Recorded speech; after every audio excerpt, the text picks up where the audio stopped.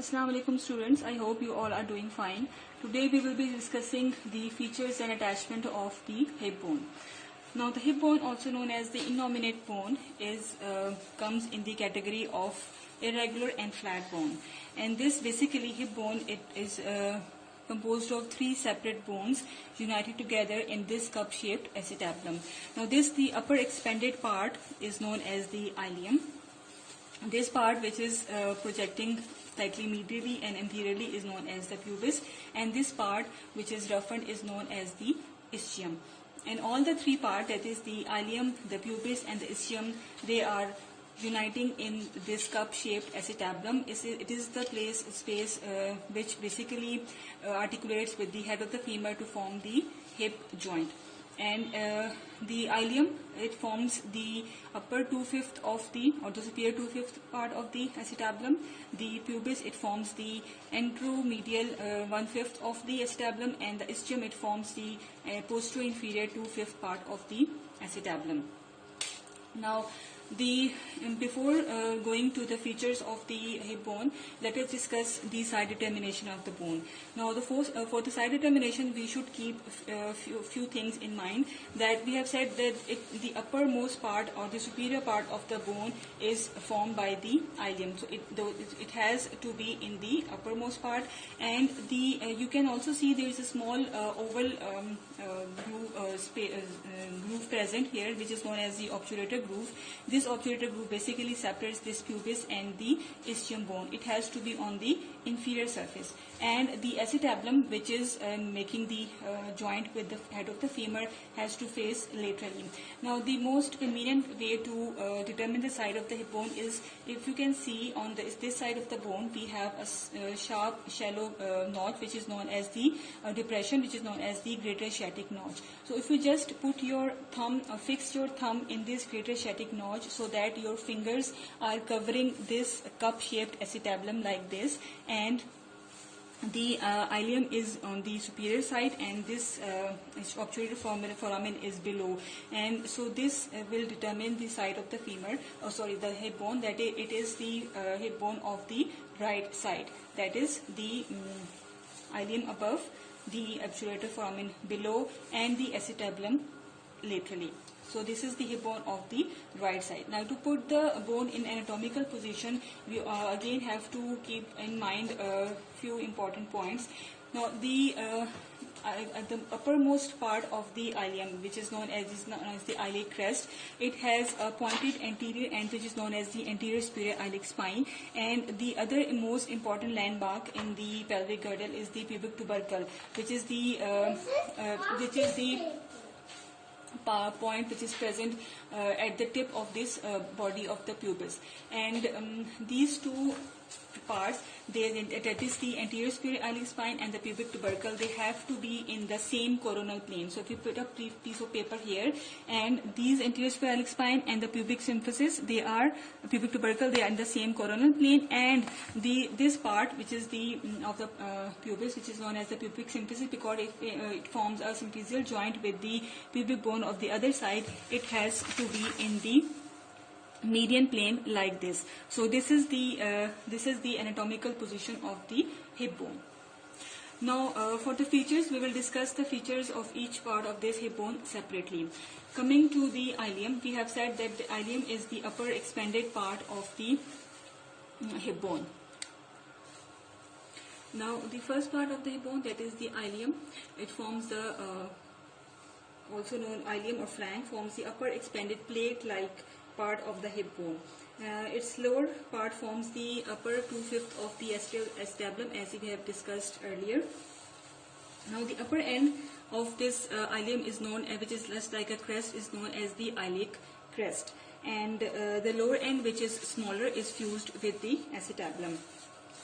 Now, it has three borders: the anterior, posterior and medial, and three surfaces: the gluteal surface, the iliac surface, or also known as the iliac fossa, and a sacropelvic surface. Now, we will discuss these parts separately. Now, coming to the iliac crest. Now, the iliac crest, as you can see, it is not straight, it is curved, and it is, you can say that this is the anterior superior iliac spine. So anteriorly, or in the anterior part, this iliac crest, it is convex and in front, and it is concave behind. The highest point of the iliac crest, which is present about 5 cm from the anterior iliac spine, is this. It is known as the highest point of the iliac. It is also known as the crest of the spine. The iliac tubercle.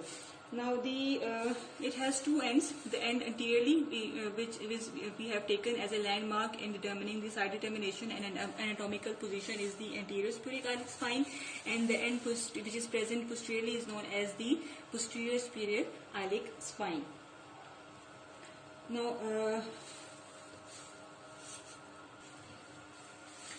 Now the iliac crest, which we are discussing, is we have said that it can be divided into the larger anterior part, which is about from the anterior 2/3 of the crest, and the smaller posterior 1/3 of the crest, which is concave, and the convex part is the anterior. Now if you can see that this anterior part of the iliac crest, it has an outer lip, this one, and it has an inner lip, and separated by this large roughened intermediate area. And almost about 5 cm from this anterior superior iliac spine, we have said that there is present the tubercle of the iliac crest. Now the posterior 1/3 of the iliac crest, it is as you can see, it is separated into an outer slope and an inner slope by a rough ridge here. Now we have said that it has 3 borders and 3 surfaces. Coming to the anterior border of the ilium starts again from this anterior superior iliac spine, and then it comes down and ends at the upper margin of the acetabular fossa or acetabulum. Now just below the anterior border, as it starts from the anterior superior iliac spine, the border, it has a slight notch, and then it is marked by another bony impression, which is known as the anterior inferior iliac spine.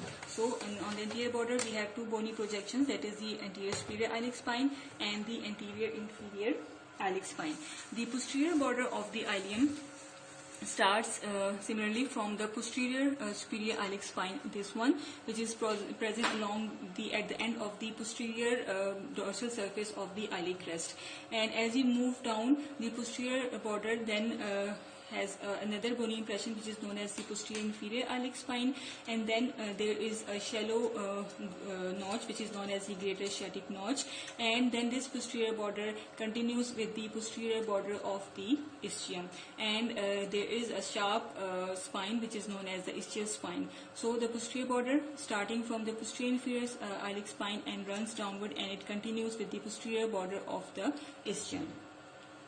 The medial border basically it lies on the inner or pelvic surface of the ilium, and it separates the iliac fossa, that is this depression, from the iliopubic, from the sacropelvic surface, and extends from the iliac crest up to the iliopubic eminence. This is the medial border of the ilium. So this is the iliac crest part of the ilium, this is the anterior border, and this whole is the posterior border, and this is the medial border.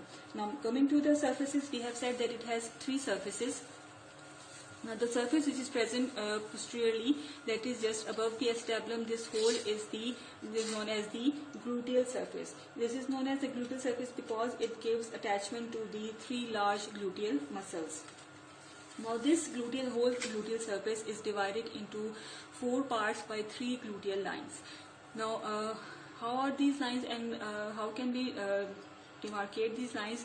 That running from slightly behind the posterior superior iliac spine to the posterior inferior iliac spine, that is this line, as you can see, this is the posterior gluteal line.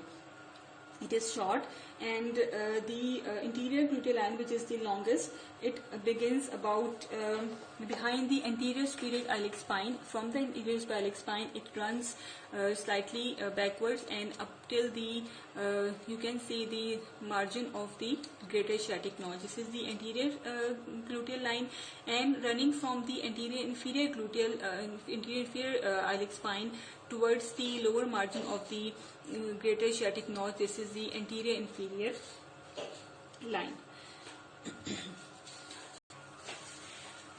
Now this concave depression-like surface is known as the, present on the medial side, inner side is known as the iliac fossa, and basically it forms the lateral wall of the false pelvis. Now the third surface is known as the sacropelvic surface, which you can see here, the roughened part of the ilium, which is basically separated from the iliac fossa by this medial border. Now this sacropelvic surface, it is subdivided into three parts: the iliac tuberosity, the auricular surface, and the pelvic surface.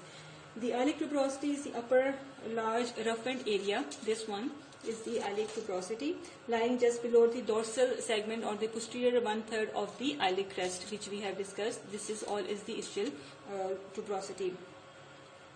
Sorry, iliac tuberosity. The auricular surface is articular but pitted.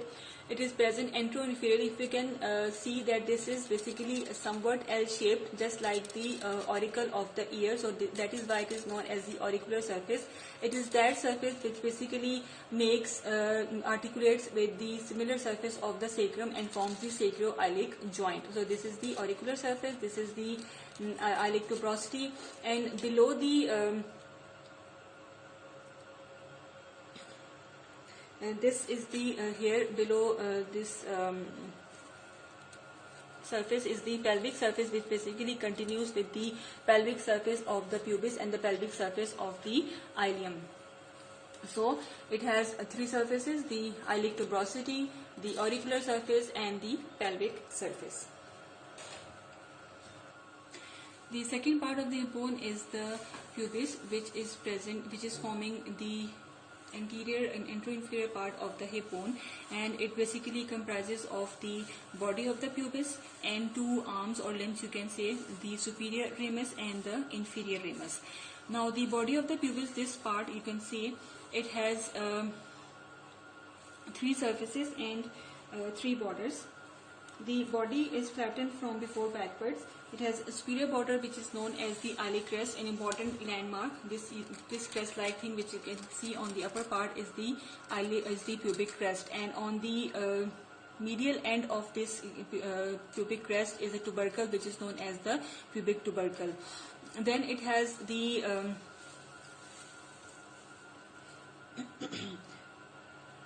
pubic tubercle, the anterior surface. The anterior surface is directed laterally, is somewhat laterally and downwards. In the posterior surface or the pelvic surface, this one is smooth, directed upwards and backwards, and it forms the. So we are discussing that the body of the pubis, this one, it has this smooth posterior surface, this is roughened anterior surface, and this medial surface, which basically forms a synthesis with the pubis body of the other side.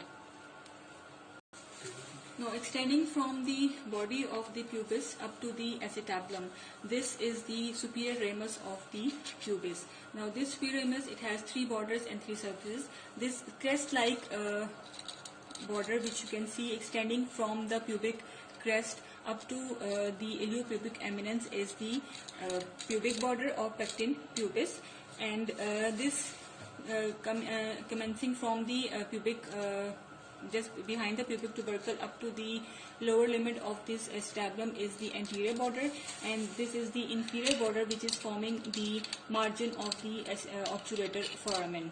So these are the three borders, that is the superior border, the anterior border, and the inferior border. Now this triangular area that is between the superior border and the anterior border is known as the pectineal surface. This smooth area between the superior and the inferior border is known as the pelvic surface, and this surface that is between the anterior border and this inferior border is known as the obturator surface. The inferior ramus extends from the body of the pubis to the ramus of the ischium, and together the ramus, inferior ramus of the pubis and the ischium, they are commonly known as the conjoint ramus,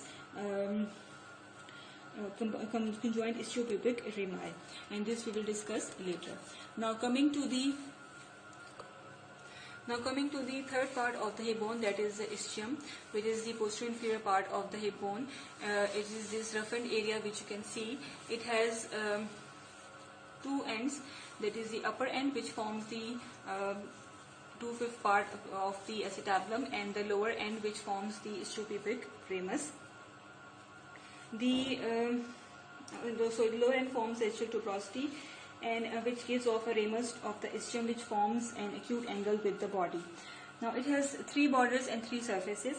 The anterior border forms the posterior margin, and the anterior border forms the posterior margin of the acetabulum. So this is the anterior border.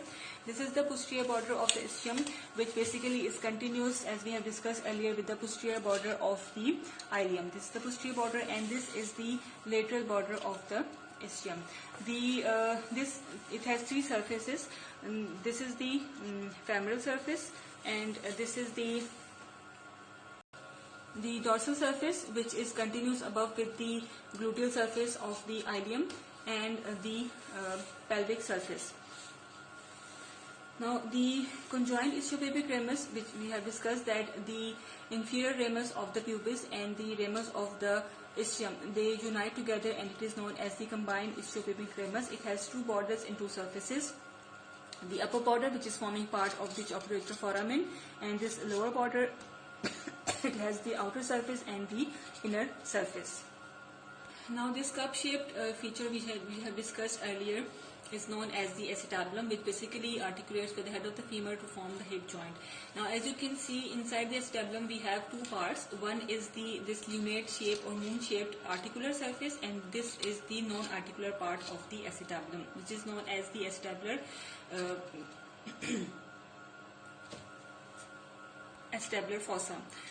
Now the acetabulum, as we have discussed, that it is basically represents the union of the three parts of the ilium, that is the upper part, upper 2/5 is formed by the ilium, the anteriorly formed by the pubis, and posteriorly formed by the ischium.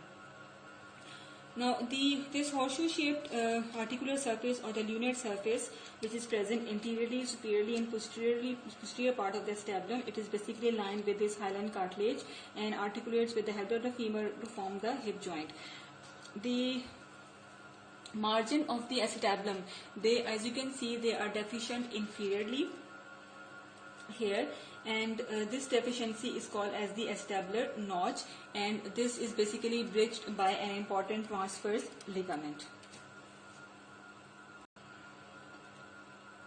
Below the acetabulum there is a large foramen present, oval foramen present, which is known as the obturator foramen, a large gap present inferior to the acetabulum between the pubis and the ischium.